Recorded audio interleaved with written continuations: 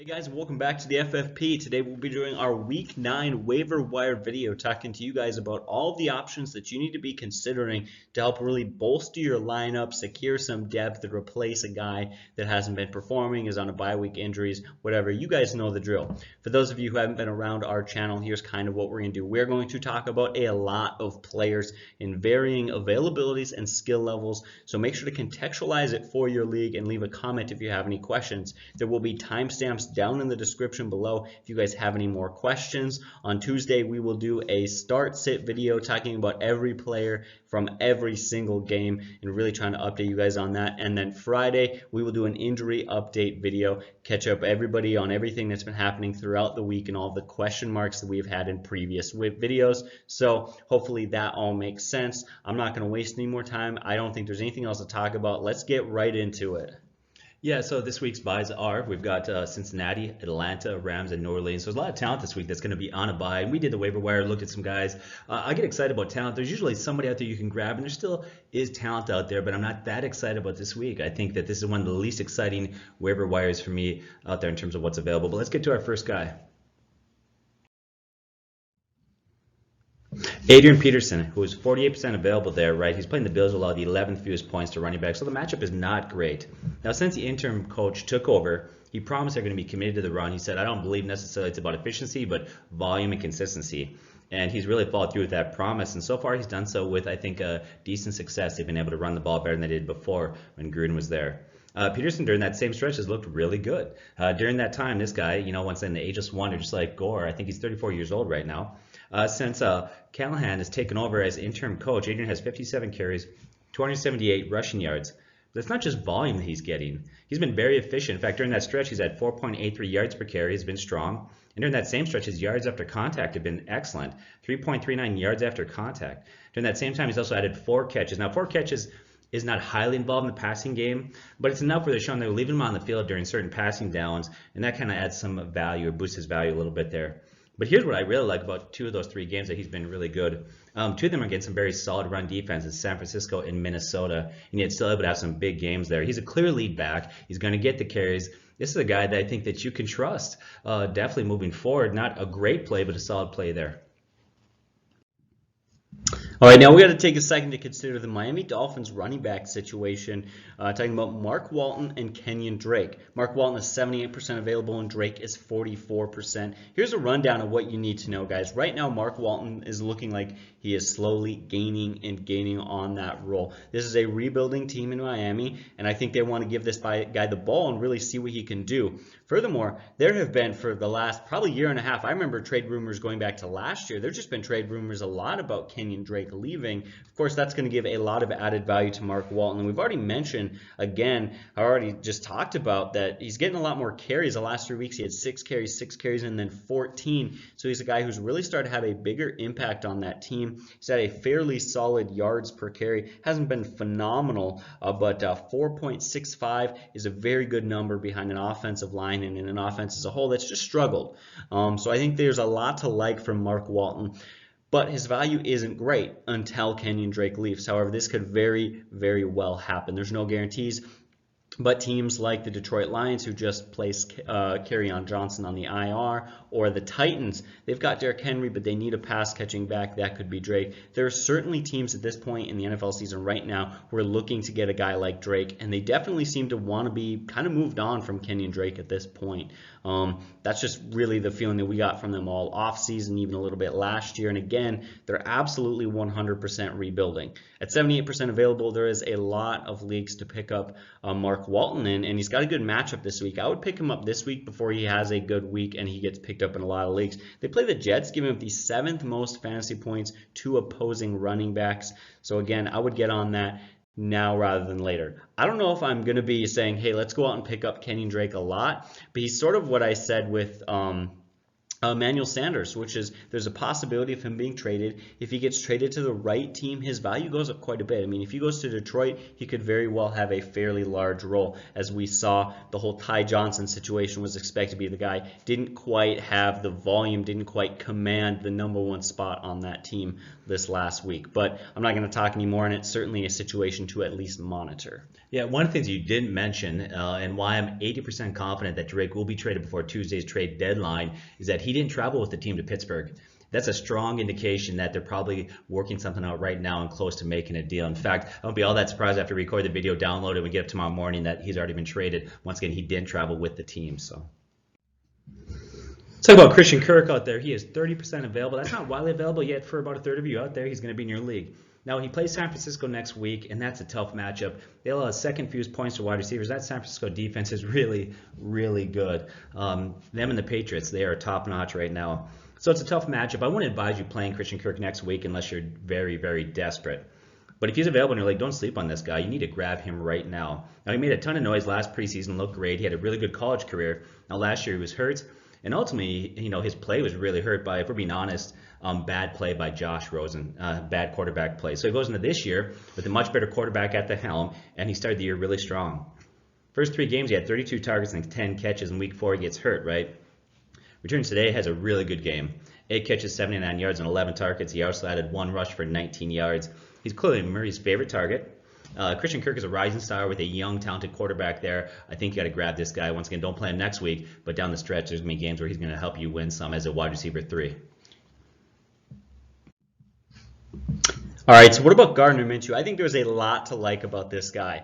Now, it's a difficult situation because Gardner Minshew is not a fantasy quarterback I trust every week. In the wrong matchup against a tough defense, I would avoid sitting him. But he's more than just a stream. This isn't a guy you're just going to start on a perfect matchup in a perfect day. In fact, I started him against you. He got me 3 touchdowns. Yes. It was a great, great day. For those of you who don't know, I beat Rob this week, took sole possession of first place. We were both 6-1. Yes. Feels really great. So I'm just going to let that soak in all week. But the season's not done yet. It's not done yet, so I get to beat you a few more times. Is that right? Anyways, we'll get back to the point here. This is a guy who's been phenomenal. If you take out one bad week versus the Saints, he's averaging 23 fantasy points per game. He's been great. He had his first career 3 passing touchdown game, and it wasn't just good fantasy numbers. I watched some of those plays. One of those plays, he looked like Pat Mahomes. He dropped back. There was pressure, so he kind of used his mobility, ran around a little bit, dodged a couple of sacks, was able to still keep his eyes down the field and make a great throw for a long touchdown to Chris Conley. He looked great. He really did. But furthermore, this is a great week coming up. Plays Houston, giving the 5th most fantasy points to quarterbacks. I like Gardner Minshew at 48% available. Definitely a quarterback to pick up this week and play. Talk about that Texans defense is not that good against the pass. They can be exposed. Well, they took a bigger hit this week, and they lost J.J. Watt, who's out for the year. So some of that pass rush is going to be gone for a defense that was already struggling there. Huge matchup, like you said. DK Metcalf. Okay, so he's 34% available out there. This week he plays Tampa Bay, getting up the most points to wide receivers. Tate found the end zone twice. Now, when I look at him, I think he's a solid play next week, a guy that I would trust is a very solid wide receiver 3 play. But I think he's somebody that you're going to stream next week. He's not somebody that you can trust week to week. His yards aren't that consistent per se. But definitely next week, you got to play him. He's going to be great. And if you're in daily fantasy, he's probably somebody that you want to pick up and play. All right, what about wide receiver Chris Conley? 98% available. Not very often we get to talk about a guy who's so widely available, and yet the production has been there. He comes out the first 2 weeks, and he's pretty good. 6 catches, 97 yards, and a touchdown. Then he had 4 catches, 73 yards. Not phenomenal, but the numbers were pretty good. Then he's buried on the depth chart a little bit with D.D. Westbrook and D.J. Chark, both very good wide receivers. But last game with D.D. Westbrook out, with some shoulder issues. He had 4 catches, 103 yards, and a touchdown last game. Also, the game before, he had 3 catches for 83 yards. I think if Westbrook and Chark are both in there, Chris Conley doesn't hold a lot of value. But with D.D. Westbrook out with this shoulder and neck issue, any time that Westbrook misses is a time that you should probably be playing Chris Conley. And again, they play the Houston Texans, give the 3rd most fantasy points to wide receivers. This is a good matchup for him in Week 9. Talk about Tyrell Williams, 36% available. I picked him up in a league there. I need to because I got Terry McLaurin as my 3rd guy, which I like, by the way, when Case Keenum's at quarterback. When Haskins comes in, his production value is gone. And I was looking, and somebody dropped him in a league, and I couldn't believe it. I can't believe he's 36% available out there. This week he plays Detroit, allowing the 9th most points to wide receivers. He did again this week. He's played in 5 games. He's had a touchdown every game that he's played, 5 for the year, right? Thing that I like about it, he's got a good schedule coming up here. He's got Cincinnati, Kansas City, the Jets. That's a pretty favorable wide receiver schedule coming up in the next few weeks. And he's Derek Carr's number 1 target, number 1 wide receiver. You got to pick this guy up. I can't even believe he's out there. Jamaal Williams, 40% available. Aaron Jones has been great. And there's really not a whole lot to say about that. Aaron Jones is the man. He's a stud. He's so underrated. But he did leave Sunday night's game with a shoulder injury. Now, he did return. He did play, and he looked great. I think Aaron Jones is going to be fine. But I think Williams is a great bench stash that you've got to have out there. As the Packers offense picks up, which it is, in fact, Aaron Rodgers is starting to look like Aaron Rodgers. Was there ever any question that he was going to be okay? I mean, he's playing really good ball right now. And as that offense continues to improve, there's going to create many opportunities there. Now, Williams is clearly behind Jones in terms of usage, but he did have 2 touchdowns today, even playing backup with less usage. In fact, he's had 4 touchdowns in the last 4 games. Now, in his career, he's not nearly as an effective runner as Jones, but he's been very effective in the passing game. He's got great hands. He's known to be a great pass blocker. And Aaron Rodgers trusts him. Aaron Jones, Aaron Rodgers, back and forth, getting it mixed up. Too many Aaron Aarons. Rodgers trusts him, yes. In fact, he's got 3 receiving touchdowns on the year. So he's not a guy that I would pick up and start, but I definitely think he needs to be on your bench. All right, now we got Danny Amendola. He makes some people nervous because he's been good for 3 games and he's been bad for 3 games. What do we make of that? Well, he's been banged up this year. That certainly may equate to some of the struggles in some of those games. The other thing being, again, he's been very good in 3 games. One game he had 8 catches on 8 targets, 95 yards. I believe that was the last game. And then he had 7 catches for 104 yards and a touchdown, 8 catches for 105 yards. So again, he's had some good games. He's also got to deal with Marvin Jones and Kenny Galladay there, a little bit buried on the depth chart, some concerns. And he's really was the new guy on the block. It took him a while to really gain some rapport there with Matthew Stafford, and that's definitely happening. Plays Oakland, who gives the 4th most fantasy points to wide receivers. And back-to-back games, the Detroit Lions have given up 4 passing touchdowns. Now, of course, as a Lions fan, that's very unfortunate. As a Danny Amendola owner, that's great. The more points they give up, the more room there is for Danny Amendola to have huge days. They lost Kerryon Johnson to the IR, and their running game is struggling. Things are certainly looking up for him. Not a wide receiver I'm going to trust every week, but 91% available, a guy to stash and play in the right matchups. That's what he is.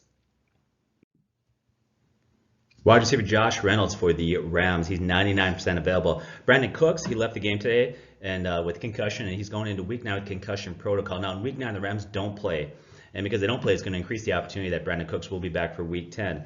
But I want to say this. This is the 2nd time this year now he's had a concussion. Okay, the NFL is highly, highly sensitive to CTE, brain-related injuries. It's getting harder and harder to clear a concussion protocol. It used to be a guy would get a concussion, and you're pretty certain that he could probably get back next week. It's just not the case. I've been very cautious with that. In fact, let's look at Sterling Shepard. Very similar. He's also had 2 concussions this year in the same time period that Brandon Cooks also had 2, right? Sterling Shepard has had a very difficult time returning. In fact, he's missed 3 weeks. They haven't cleared him yet. I think doctors are going to be, and the NFL is going to be very cautious with Brandon Cooks. I think it's going to open the door for Josh Reynolds, maybe for a game or 2. Obviously not for a full season, but there's a couple games there that you could play. Today with Cooks out, he had 8 targets, 3 catches, 73 yards, and a touchdown. Last season, when some Rams wide receivers were out, he had some production there that was solid too.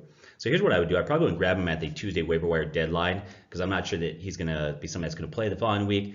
But I would watch. I would see what they say about Cooks. Let's say going to concussion protocol. Talk about it maybe Thursday, Friday, or even Saturday. The beauty of it is they don't play this week, which means that Josh Reynolds actually won't get locked until Monday night's game. So it gives you an extra day in there to decide if he's somebody you want to stash on your bench. But definitely watch Brandon Cooks concussion protocol. That could open up for him to have some production in that offense. Yeah, I'm glad you mentioned the concussion protocol. It's not like it used to be. You ever seen bench warmers back in the day? The grown man's trying to play with the kids, so he writes in crayon, I am 12. He gives it to the ref, and with $20, and the ref says he's fine. That used to be the way it was with concussions. You just write, I am fine in crayon, and give it to them, they were fine. Nowadays, with the way they handled Sterling Shepard and this whole, I just don't feel like you can feel confident that he's going to play even 2 weeks from now, honestly, at this point. Yeah, I've got Sterling Shepard on my bench. I like him. I think he's going to be good. I think he's a good wide receiver, very talented there. And every week he just won't get cleared. They're very concerned about him coming back there. Same thing happened with, the linebacker Leonard. I was thinking Darius Leonard. Thank you, Darius Leonard. Same thing where, I got a concussion that, okay, missed 1 game, actually be 2. Some real concerns about headaches there. So, yeah, definitely keep an eye on Josh Reynolds. All right, so now we got to talk about Auden Tate and Alex Erickson. Now, First thing I'm going to say is there's not a whole lot I got to say about this. This is an interesting situation because there's a lot to like and there's not a lot to like. For starters, these guys are kind of very much splitting roles. It's very difficult right now to differentiate between the two because they're very similar in what they're doing, and what they're doing is pretty effective. Not great, not amazing, but good. They benefit from having a very, very bad defense, a pretty good quarterback, and a running game that is just struggling to get off because of a terrible offensive line. However, they're not fighting for the number 2 and number 1 and number 2 wide receiver spot. They're fighting for the number 2 and the number 3. They still got Tyler Boyd there, which is still a problem. And if they have to get that running game going, if they use Joe Mixon out of the backfield, that furthermore depletes their value. But the numbers have been there. Alex Erickson has 27 targets over the last 3 weeks. He's looked really good. Last week he had 8 catches for 127 yards. This week he had 6 catches for 97 yards. He looks good. Very, very similar numbers from On and Tate, averaging 74 receiving yards over the last 3 games. Again, the really tricky thing for me here is how do we differentiate between the two? They're very much like Robert Woods and Brandon Cooks, a very similar situation of 2 good wide receivers in a good system, but which guy's going to have a good week that week? However, we don't have to worry about it too much this week. I believe they're on a bye this week, and then in week 10, the next week, AJ Green is going to return, or at least it seems he will return. That could furthermore deplete their value. So I would say it's a situation to monitor, but not to act on quite yet. If you're looking to stream a guy next week, quarterback Josh Allen, 22% available, not widely available, but out there in about a quarter of the leagues versus Washington, Allen, the 16th fewest points to quarterbacks. Now, minus 1 tough game he's had versus the Patriots, which, by the way, versus the Patriots, everybody has a tough game, right? So I'm not going to worry too much about that. Minus that 1 game, you take that out of there, he's averaging 21 fantasy points per game. Last week, we said start him, he's going to have a great week. He had 24 fantasy points depending upon your scoring system that year in. Once again, around 24 fantasy points this last weekend. One thing I like about them is his legs. It's always a nice statistical boost there. He's going to have, I think he had 40-plus rushing yards today. Last week, we also said Devin Singletary coming back is a huge boost for that passing game. A nice weapon for him. Singletary's got good hands, and he's great in space. Sure enough, today he had a receiving touchdown. So pick up Josh Allen and trust him moving forward. All right, Jameis Winston, if you are desperate for a quarterback, this might be a guy to look at. Not huge on him, but some people are in deep leagues, and some people are in deep leagues, like 16-team leagues, and they have to deal with other people who feel the need to own 2 or 3 quarterbacks. I've been in a few leagues like that myself, and you just end up getting stuck with a guy like this. Again, I'm not huge on him, but at 26% available, it's funny, this guy can just be awful and still put up good numbers. He had 26 fantasy points this week off 3 turnovers. He had a bad week. He played bad. The question is, when's this guy going to lose a starting job? But until then, he's got Mike Evans and Chris Godwin, probably the best number 1 and 2 wide receiver combo. I mean, I can't look at another situation and feel more confident than with those guys. If he's starting, I don't care about how bad of a quarterback he is. The numbers are there. Just 2 weeks ago, they had a bye, but 2 weeks ago, he threw 5 interceptions, still at 25 fantasy points. This guy is matchup proof, but for a very bad reason. He is the matchup that he is proof on himself. Because the more interceptions he throws means they lose by more, means he gets to throw the ball more. He almost is playing bad on purpose. Do you think he owns himself in his fantasy leagues? Yeah, I think he benefits from a terrible defense. The defense has improved over last year, the years before, but it's still not a very good defense. You're right. Even if you can turn the ball over, this defense is bad. A lot of points. They're playing from behind, a lot of catch up. And so, we have to separate this. We get a lot of feedback. People say he's a garbage quarterback. He's not very good. I don't care how good of a quarterback he is. I care about his fantasy value. And you know what? He's got huge fantasy value. Yeah, with 6 fumbles and 7 interceptions, he is averaging over 4 turnovers a game over the last 3 games. That's bad. But let's break down. He plays the Seattle Seahawks this week, allowing the 12th most fantasy points to quarterbacks. And in fact, they've given up 3 rushing touchdowns in the last 4 weeks. So if you are desperate, this is a quarterback you can play. Don't love him, but I like him.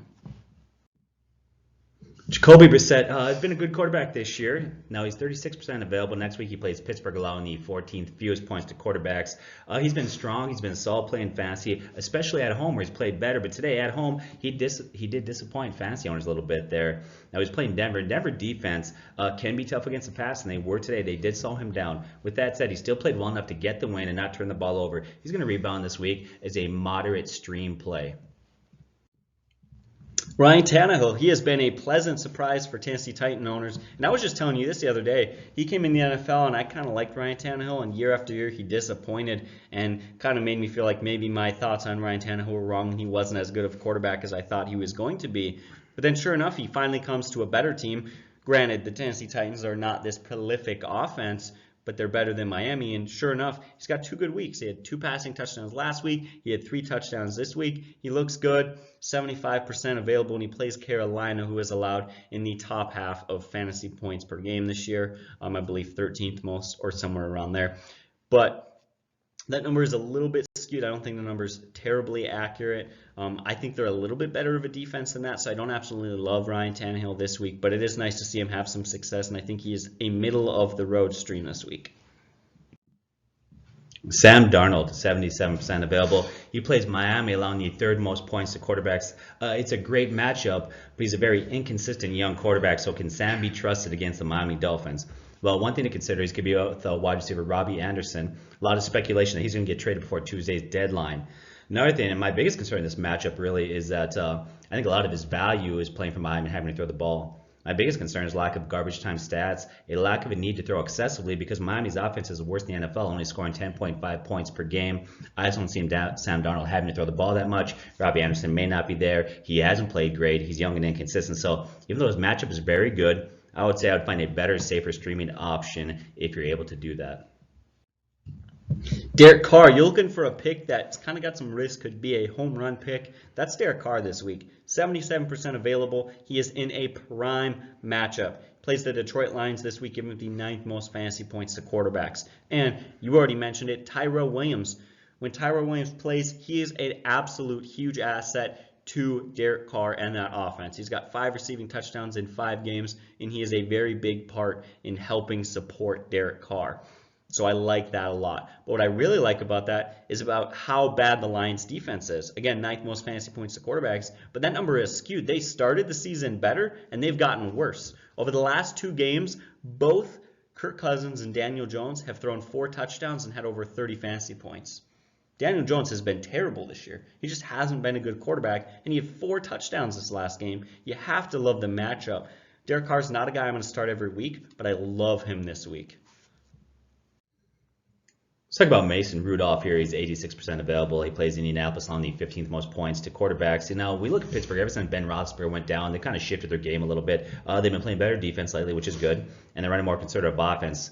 And I think that lowers his value. I think he's got a lower ceiling. He's another guy that I would say probably go out there and try to find a better streaming option than Mason Rudolph. Once again, he's not terrible, but he's definitely not strong play. Let's take a look at Matt Moore. 92% available. Next week he plays the Vikings. Now, the Vikings are solid against the pass there. I mean, look at Matt Moore. He's no Pat Mahomes, obviously. We all know that. But what kind of production would he have? He actually was pretty decent today. Now, in 2 weeks, he's been solid. He played the Packers today, who have a strong pass defense, and he looked pretty good. In that game, he had 267 passing yards and 2 touchdowns. Now, when he played Denver that 1 week, he came in there, and they were crushing Denver. He didn't really need to do much in that game. So look at him at home versus the Vikings. Well, the Vikings have a decent defense who can slow opposing quarterbacks down. I would say he's a fair play. Benefits from an offense that loves to throw the ball. He's got a lot of weapons, but he's not a great streaming play versus the Vikings. You just don't know what you're going to get there. So definitely not a bad play, but you may want to go with a safer option. But if you're a gambling man, he might be worth taking a shot on. All right, how about the situation that I have been least excited to talk about, and this is Giants wide receivers. What an absolute mess of a fantasy situation. The Giants wide receiver situation is the wide receiver situation that is the 49ers running back situation. A lot of talent, a lot of potential, a lot of risk, huge opportunity for bust. Here's what we know right now. Sterling Shepard, 29% available. Golden Tate, 23%, with Darius Slayton, 96% available. Those are the 3 guys we're going to talk about right now. Now, Darius Slayton has looked good. 2 touchdowns last game, plus 3 touchdowns in the last 4. He has been very productive. However, again, there's just so many guys there. Sterling Shepard, Golden Tate. Golden Tate's been productive. Over the last 3 games, he has had at least 9 targets, 6 catches, and 80 yards in every game. Those numbers are just simply hard to argue with. Those numbers are very productive.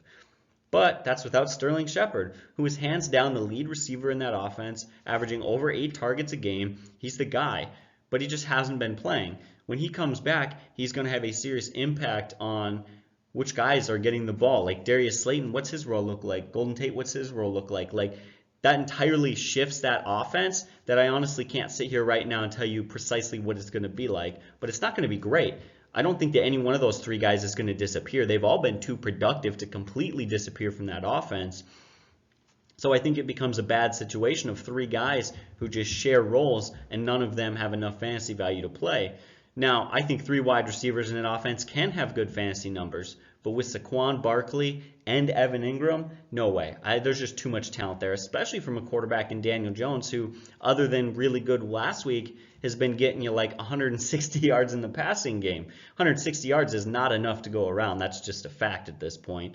And so this is a situation you need to monitor. If you've got a roster spot and you want to take a gamble on a young guy like Darius Slayton, who in Dynasty Leagues, I'm very excited to see what he can do next year. Maybe go ahead and do that. Maybe stash one of those guys. But I wouldn't pick them up expecting that you're going to be playing them every week or have anything overconfident about them again. It's really just any day now, or any week now, I guess I should say, until Sterling Shepard comes back, and then we have to completely reevaluate that offense.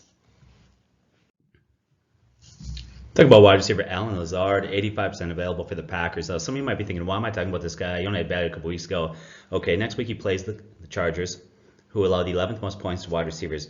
Mark my words. Okay, we went hardcore on Aaron Jones years ago. Everybody's all in on Williams, and we said, no, it's Jones, metrics, this and that. We had a lot of people fighting us on it. Aaron Jones has been amazing, and we were spot on. I'm going to go off. I'm going to say this right now. I'm going to go out on a limb here. When the dust settles, mark my words, he will become the number 2 wide receiver after Devontae Adams. I'm convinced that he's your guy to put your money on. He's got great size, 6'5", 220 pounds. He's been efficient, catching most of the balls that have come his way. Minus Adams, he's at a higher catch rate than those other wide receivers there. And unlike Allison and Marquez Valdez-Scantling, he's been a trustworthy wide receiver. His role is going to increase. Now, I'm not saying next week he's going to go out and become a stud, but I think a couple games from now, he's going to get more catches, more targets, more usage. He's been on the field quite a bit in snaps. You can just see the confidence that Aaron Rodgers has in this guy. I like him quite a bit. And I also like him when Adams comes back, because Adams will get a lot of attention from the defensive backfield. So he's the guy that I think is going to eventually, at the end of this year, become the number 2 man. I got a question for you, Rob, and I'll say this right now. I don't think there's any way that this is sort of a trick question, because I don't think there's any perfect answer. I don't think there's any possible way for you to know this. My one concern with that is, how long does it take until he's really clear-cut the number 2? That's a real question. If you're picking him up because you're desperate and you need production now, do you think you can pick him up now, or do you have to wait a few weeks, maybe look for another wide receiver? Well, I think a lot of it depends upon, Adams is going to be back next week. I suspect Adams is not going to be back next week. They keep winning and playing well. He hasn't really had much time on the field. We'll see. Once again, there's some question whether or not he can come back. I won't be all that surprised for him to miss another week. Obviously, that affects that quite a bit. But I would say 2 to 3 weeks from now, he's going to be solid number 2 guy in that offense. All right, great. Sorry again, that's a tough question to throw at you like that. I don't know if there's a perfect answer to that, but I appreciate it. So now we'll take a look at the Jets wide receiver situation, and mainly what I want to talk about is Robbie Anderson, Demaryius Thomas. Here's what we're looking at. Demaryius Thomas has had actually a pretty big role lately. He's got 27 targets over the last 3 weeks. The production hasn't been there. He's averaging just 3.75 catches per game out of those 27 targets, and so for whatever reason, the ball's being thrown his way. He's just not doing a lot with it. I think that's honestly because he's an older wide receiver who's been bounced around from team to team. I think his production has just slowed. Denver didn't want him. New England didn't want him. Heck, they had Josh Gordon and lost Josh Gordon, and so then they were looking for another wide receiver, and they very well could have probably gotten Thomas back, but they didn't. They went and got another guy and paid probably a higher price for it. Well, it's funny because there's actually talk that they wanted Thomas back, but I think that bridge was burned. Thomas was really bitter at the way they kind of did him and the way that they released him and stuff like that. But anyways, go ahead, yeah. So anyways, we'll continue talking about this. And Robbie Anderson, there's a lot of rumors that he really, week 8 was his last week there playing in the Jets uniform. He's going to go somewhere else. Just like we said with the Emmanuel Sanders thing, very likely. I wouldn't be surprised, but I have no clue where he's going to go at this point. I was surprised to see the 49ers went and made that move. Interesting to see an undefeated team go make a pretty big trade for Sanders, but that's a topic for another day. Robbie Anderson at 32% available. Pick him up. If he gets picked up and moved to the right team, he could have a huge boost in his fantasy value. Granted, he could get picked up and moved to the wrong team and have a serious loss in his fantasy value, but he's absolutely worth considering, and Demaryius Thomas's value seriously increases if Robbie Anderson leaves. So again, that's a situation to monitor. DeSean Jackson, 39% available out there. Now, next week they play Chicago, allowing the 8th fewest points to wide receivers. He hasn't done much in physical activity, and so I think he's still another week or two away before he actually comes back and plays. I don't think he's going to play this week, but even if he does come back, he's more of a guy that you're going to stash. If you look at somebody down the stretch to add bench depth to your wide receivers, rather than somebody you're going to pick up and play against Chicago Bears. But, man, this guy, put on your bench now. You come weeks 10, 11, 12, come playoff time, he could be a huge boost for you out there. Grab DeSean Jackson. All right, here we got Kenny Stills, and you know what? You're looking at it. He's had some big weeks when Will Fuller's been out. So Will Fuller was out this week, and he was supposed to have a big week, and this was supposed to be a big pickup and really a nice play. And then it wasn't. He was kind of disappointing. It's an interesting situation where I don't know what to make of this guy or this offense as a whole. I mean, this was first probably 5 weeks of the season where every other game was very high and very low for Deshaun Watson. You have a great fantasy day and then a terrible, great and then terrible. I don't know, for whatever reason, there's just no consistency there. But while Will Fuller is hurt, while he is out, Kenny Stills is a must roster guy. You don't necessarily have to start him, but you have to roster him and be ready to play him in the right matchups. Now, they play the Jags, giving the 17th fewest or the 16th most fantasy points to wide receivers, and Stills is 43% available, so he will be out there for many of you if you need to pick him up. Let's talk about the Patriots wide receivers. This is another one that's kind of a mess. I mean, Julian Edelman's great, which, by the way, you used him to beat me, so thank you. But after him, what? We'll talk about a few guys out there. Philip Dorsett. Philip Dorsett is 50% available. Let's talk about Jacoby Myers, who's 95% available. We'll talk about Mohamed Sanu, who's 22% available, and Josh Gordon, who's 53% available. Let's break those guys down and talk about them a little bit. Let's start with Josh Gordon. Okay, rumor is he's going to get medically cleared in a week or two. And once he's medically cleared, okay, because the team put him on the IR, they'll have to release him, which means Josh Gordon can go and sign with any other team at this point. Sounds like that's what's going to happen. So I think he's worth a stash, just by the chance that he could end up in a good situation there. Now, I would tell you to lower your expectations. I don't expect Josh Gordon of years ago when he was playing for the Browns. Reports were that the Patriots were unhappy with his production and his play, and that's why they're going to put him on the IR and risk having to cut him. With that said, Josh Gordon is still Josh Gordon. He's got some gas in the tank, and if he gets in the right situation there, he could be huge. So for him, he's a guy that I would probably take a chance on, put on my bench, and just see where he lands the next few days or next week or so. Let's talk about Mohamed Sanu. He's built a rapport with Tom Brady. They're going to build a rapport. He's got some better days ahead of him, but right now there's just too many mouths to feed there. I really wouldn't trust him at this point. Jacoby Myers. I like Jacoby Myers, actually.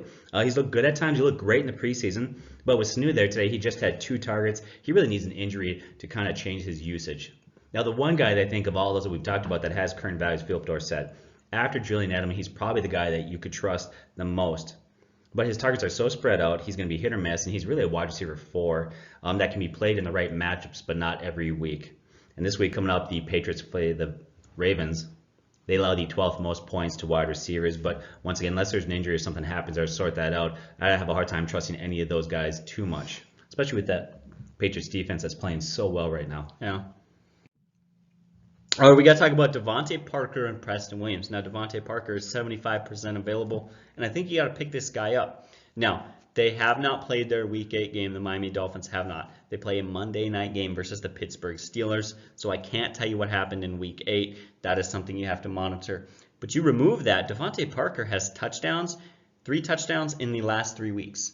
That is great. For a guy who is 75% available, that is shocking. Got to pick him up. However, he's really only a standard league play. You know, he's also only averaging 3 catches a game this season. So, not a great situation. In PPR leagues, there's not enough upside. There's not enough to like there. Something to definitely avoid. But, again, 3 touchdowns in 3 weeks. If you're desperate at wide receiver, looking for a wide receiver 4 or 5, whatever, you want to round out your bench, take a shot on a guy in a standard league, Devontae Parker might be the guy. Preston Williams, in their last game versus the Bills a very good defense. He had 8 targets, 6 catches, and 80 yards. I was actually pretty impressed. That was not a bad day. However, again, we need to see a lot more from this guy. He's more of a dynasty league play and a guy for you to kind of put on your watch list. I feel like I've said that a lot this video, but sometimes it's not about picking these guys up. Sometimes your roster is set. Sometimes it's just about paying attention so that you're ready when they've kind of hit that point where you can trust them. Talk about wide receiver Johnson for Pittsburgh, who's 88% available out there. Next week, they're going to play Indianapolis on the 15th most points to wide receivers. For me, he's a rookie who's got more upside as a bench stash in dynasty leagues than somebody that you can trust from week to week. Once again, they haven't played yet. Sunday night, they're going to play Monday night there. So I'd watch Monday night's game. I'll look at a few things. One, his usage, his targets and snaps, how often he's on the field there. But I think more importantly than all that, I think he's got some talent there. It's really the development of Mason Rudolph's play. So I'd watch his play in that game and see.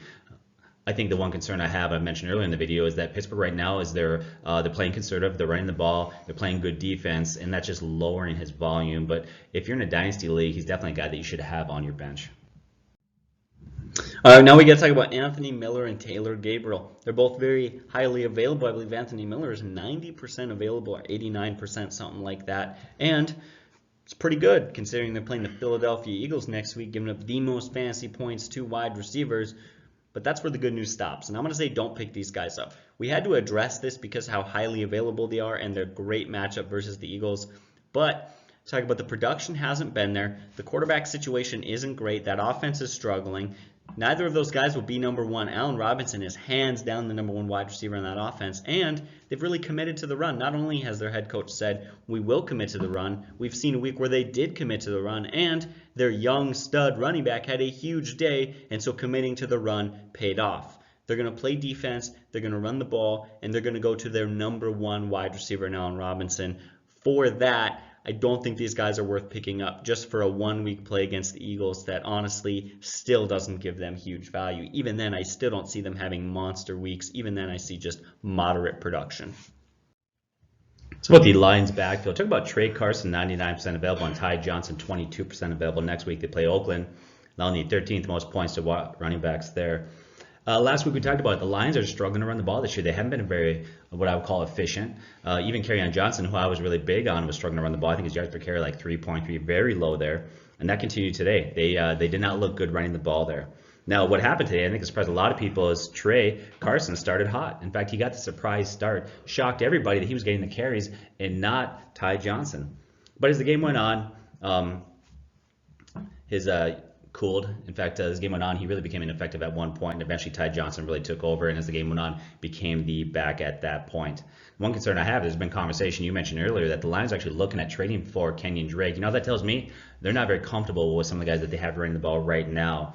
I think if you're going to look at two guys there, I wouldn't get worried about Carson today. He didn't look that good. Yes, he started the game. He wasn't effective. I think the guy there still to own is Ty Johnson. But I will say after today's game, I've mellowed on him a little bit there.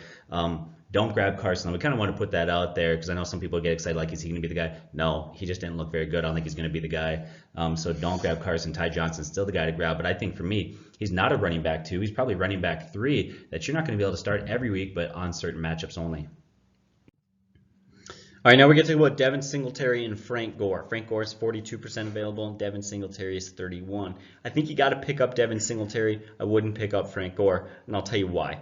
Frank Gore production has been up there. Frank Gore production has been very good. In fact, I believe heading into this week, he was on pace for an 1,000-yard rushing season. That's unbelievable. What's he, 36 years old or 3,600 years old? I'm not sure what it is at this point. He's ancient. And it's a good matchup. They play the Redskins this coming week, who allow the 10th most fantasy points to running backs. Here's why I don't like Frank Gore. A lot of people aren't willing to recognize this, but he's been trending down.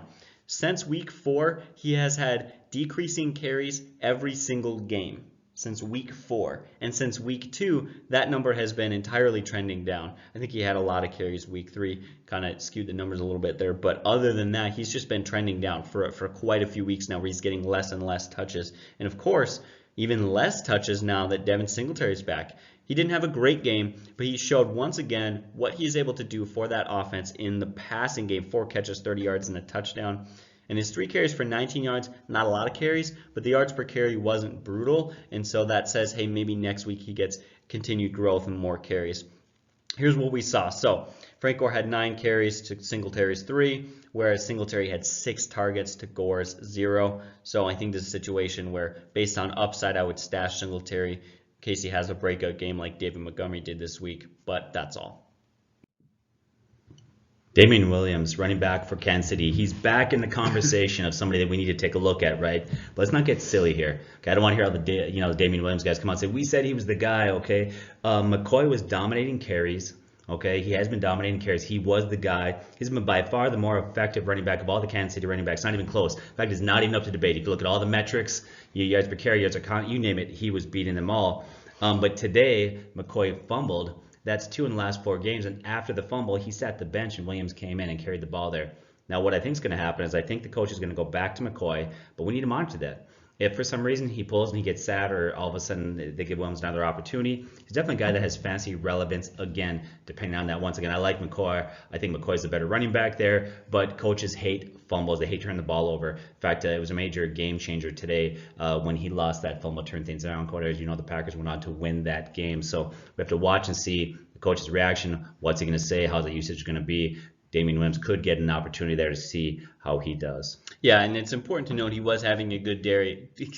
A good day. I believe he had 9 carries for 40 yards, over 4 yards per carry. That's good. But he also caught all 4 of his targets for 4 catches. Yeah, he really looked great in the game. Like I said, that fumble's what killed him. Yeah. Holds onto the ball. That's his team. He is the back on that team, obviously. But fumbles matter. Turn the ball over matters in the league, unless you're Winston?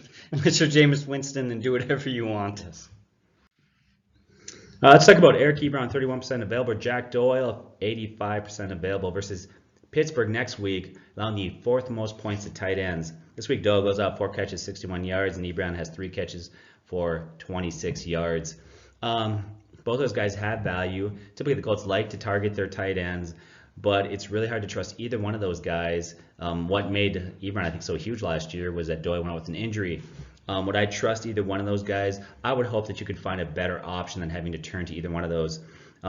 If you had to put one, I would say Ebron. I'd try Ebron in standard leagues and Doyle in PPR leagues if you have to go with one. But once again, I think it's better to look somewhere else. All right, so what about Vance McDonald? Plays the Indianapolis Colts this coming week, giving up the 3rd most fantasy points to tight ends. You got to like that. And since the start of the 2018 season, Vance McDonald is 4th in yards gained after the catch among tight ends. 472 yards after the catch. That's quite a few. The production there after the catch has been very good. However, this season he's averaging just 3 targets a game. Let me repeat myself so you don't mistake that. Not 3 catches a game, 3 targets a game. So there's certainly a lot to be desired there simply in volume. Even in a good matchup, even if he's getting a lot of production after the catches, the targets, they're not there. At 40% available in a good matchup, I still think you have to consider him as a sort of desperate plug-and-play for people in not great situations, but I don't love him, and I'm not just dying to play this guy this week. I would hopefully look in your waiver wire and see, hopefully you've got a better option this week, and if you do, go with another option. Juno Smith, 81% available, and Delaney Walker, 42% available. Let's talk about them. Next week they play Carolina, allowing the 6th fewest points to tight ends, okay? Today, Smith goes out 6 catches, 78 yards, and a touchdown. Now, he only has value with Delaney Walker out. And Delaney Walker was a close return this week, didn't quite make it back. I think he's going to be back next week, which, of course, if that happens, sits Smith. But I would say right now that position tight end is pretty thin. I think Ryan Tannehill is a major upgrade over Marcus Mariota, and I think they like to look to their tight ends. So I would trust one of those tight ends, depending. Once again, if Walker plays, go with him. If he sits, I think Smith is worth a play this week as a low-end tight end start. All right, now it's time for our weekly checkup on Chris Herndon, who is still yet to play this season, with one more reminder this week, too. Don't pick him up, but monitor him and see how he does. Dallas Goedert, 80% available. He's got 3 touchdowns in the last 5 weeks. 3 weeks in a row, he's had double-digit points. We said in the preseason that he was very talented, that he would see an increased role, and that role would decrease Ertz's value. Ertz's value has plummeted. If you're a Zach Ertz owner, you've got to be just heartbroken right now. With that said, I do think Zach Ertz is still the number 1 tight end there. I think he's going to have some good games ahead of him. I think he will finish with a decent year there. But right now, I'd tell you what, Dallas Goedert's increased his role in there quite a bit. Many felt last year that coming out of the draft that he was actually the best tight end in the draft, arguably come out of college there. Now, last year, and even really a little bit this year, he's really held back to Zach Ertz's presence in there. He's a guy that I definitely put on my bench at this point. I'm still a little nervous about starting him simply because Zach Ertz is there, but it wouldn't take a whole lot. In fact, if I was one of those teams out there desperate for the tight ends, I wonder if the Patriots, they are looking for a tight end there, if they would make a move. But definitely stash this guy. If you're in dynasty leagues and you have to start a tight end, I would definitely put him on your bench. All right, I believe the last guy I'm going to talk about for this video is Darren Fells, 82% available. This guy's a touchdown machine. He's got 4 touchdowns in the last 4 weeks, and he's got 5 touchdowns in the last 6 games. Very productive in the end zone. Other than that, he's averaging just 3 catches and 23 yards a game. He's a standard league play only in PPR leagues I would avoid. That's all I got to say on this because he's just simply a touchdown guy, and that's it. Let's talk about some defenses are widely available next week if you need to stream. Seattle, 48% available versus Tampa Bay, allowing the 3rd most points to defenses. Carolina had a bad game today, but San Francisco, I think you can toss that out. That defense, like you said, is, I think, a lot better than today showed. They've been playing better. Carolina is 53% available versus Tennessee, allowing the 11th most points to defenses. Tennessee, 53% available versus Carolina, allowing the 10th fewest points to defenses, but Tennessee, once again, is a solid defense there. Not a great play, but a solid play. Talking about Houston versus the Jags, I won't even bother with that. Scrap that. I was going to mention it, but you know what? Now J.J. Watt is out. That was already questionable defense to begin with, so forget it. How about Green Bay? 62% available versus the Chargers, allowing the 13th most points to defenses. I think I might have got that incorrect there, but anyways, I'll look that up. Dallas, 68% available versus the Giants, allowing the 4th most points to defenses. So those are some defense you consider there.